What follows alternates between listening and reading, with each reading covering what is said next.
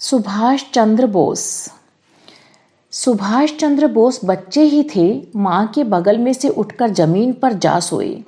माँ के पूछने पर उन्होंने बताया, आज अध्यापक कह रहे थे कि हमारे पूर्वज ऋषि मुनि थे, जमीन पर सोते और कठोर जीवन जीते थे। मैं भी ऋषि बनूंगा, सो कठोर जीवन का अभ्यास कर रहा हूँ। पिताजी जाग गए। उन्होंने कहा, जमीन पर सोना ही पर्याप्त नहीं, ज्ञान संचय और सेवा संलग्न होना भी आवश्यक है। अभी तुम माँ के पास सो जाओ, बड़े होने पर तीनों काम करना। सुभाष ने अध्यापक की ही नहीं, पिताजी की बात भी गिरह बांध ली। आईसीएस पास करके जब अफसर बनने की बात आई तो उन्होंने कहा, मैं जीवन का लक्ष्य निश्चित कर चुका हूँ, मातृभूमि की सेवा करूँगा और महान बनूंगा। बचपन का निश्चय उन्होंने मरण पर्यंत निभाया। ऐसे होते हैं महामानव। अखंड ज्योति, अक्टूबर 1999। स्वयं भाग्य विधाता। एक तालाब में 3 मछलियां रहती थी। एक का नाम था यद भविष्यति, दूसरी का प्रत्युत्पन्नमति, तीसरी का दूरदर्शी। एक दिन मछुआरे आए व बोले, कल यहाँ जाल डालेंगे, काफी मछलियां हैं। यद भविष्यति ने कहा, यहीं रहने में भला है, कल ये लोग आए यह आवश्यक नहीं। दूरदर्शी बोली, भला इसी में है कि आज ही स्थान बदल लिया जाए, और वह दूसरी पोखर में चली गई। तीसरी प्रत्युत्पन्नमति बोली, कल जब ये लोग आएंगे तब परिस्थिति के अनुसार निर्णय किया जाएगा। अगले दिन मछुआरे आए, जाल डाला गया, दोनों पकड़ी गईं। प्रत्युत्पन्नमति ने मृतवत होने का ढोंग रचा। मृतक समझकर मछुआरे ने उसे जाल से निकाल दिया। वह उचक कर गहरे पानी में तैरती हुई धारा को पार कर दूसरी ओर चली गई। यद भविष्यति पकड़ी गई और अपने भाग्य पर अवलंबन वाली बुद्धि पर रोती रही। इसी प्रकार दूरदर्शी, तुरंत निर्णय लेने वाले व भाग्य पर विश्वास कर हाथ पर हाथ धरे बैठे रहने वाले 3 प्रकार के मनुष्य होते हैं। वे इस तथ्य की पूरी साक्षी देते हैं कि मनुष्य अपने भाग्य का विधाता आप है। अखंड ज्योति, अक्टूबर 1999। हिम्मत नहीं हारते। घटना सन 1914 की है। वैज्ञानिक टॉमस अल्वा एडिसन की प्रयोगशाला और कारखाना धू धू कर जल रहा था। उसकी लपटें आकाश छूने के लिए होड़ कर रही थीं। एडिसन उन लपटों में अपनी आशाओं को जलता देख रहा था। पास ही उसका पुत्र खड़ा था। इस भयंकर अग्निकांड को देखकर स्तब्ध रह गया। एडिसन ने कहा, बेटे देखते क्या हो, दौड़कर अपनी माँ को बुला लाओ।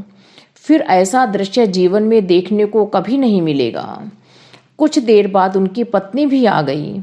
उसने कहा, 20 लाख डॉलर के कीमती यंत्र और आपके द्वारा जीवन भर की गई मेहनत सब अग्नि को समर्पित हो गई। अब क्या होगा? पहले तो ईश्वर को धन्यवाद दो कि हम सबकी भूलें भी इसमें जलकर राख हो गईं। अब नए सिरे से कार्य आरंभ करेंगे। प्रत्येक हानि के गर्भ में कुछ लाभ के अंश तो छिपे ही रहते हैं।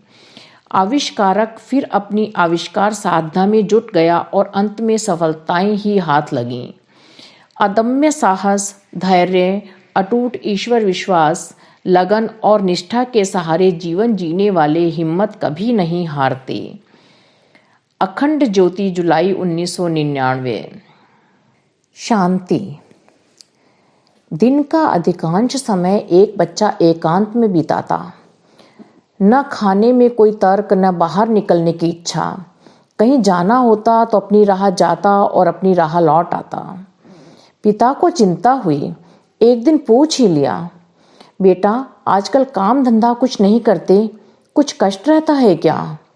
बेटे ने विनीत भाव से उत्तर दिया, पिताजी आप ही तो कहते थे मनुष्य को शांति का जीवन बिताना चाहिए।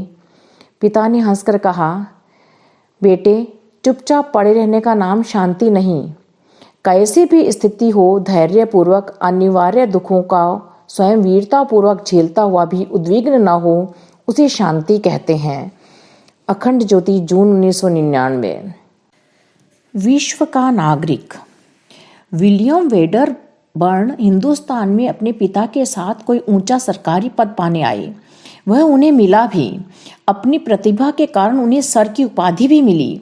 पर भारतीयों की दरिद्रता और शोषण को देखकर उनका मन पिघल गया। नौकरी छोड़ दी और जन जागरण के काम में लग गए। पहला काम उन्होंने राष्ट्रीय कांग्रेस को जन्म देने और उसको समर्थ बनाने का किया। वे मिस्टर ह्यूम के दाहिने हाथ बन गए। जो काम उन्होंने किया उसके अनुसार वे देश के मूर्धन्य नेता बने। उन्होंने सच्चे अर्थों में भारतीय नागरिकता स्वीकार की।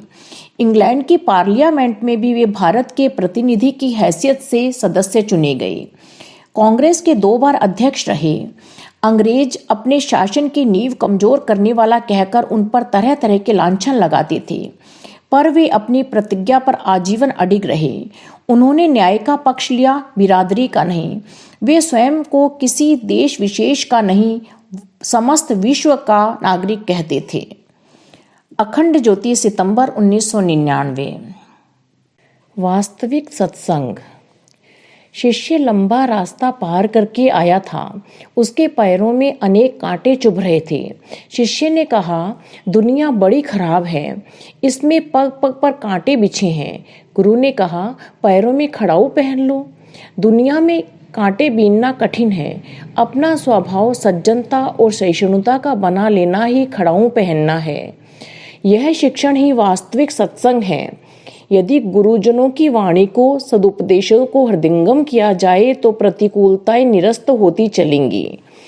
अखंड ज्योति, अक्टूबर 1999। हमारे YouTube चैनल को सब्सक्राइब करें और बेल आइकन को दबाएं ताकि आपको नोटिफिकेशंस मिलते रहें।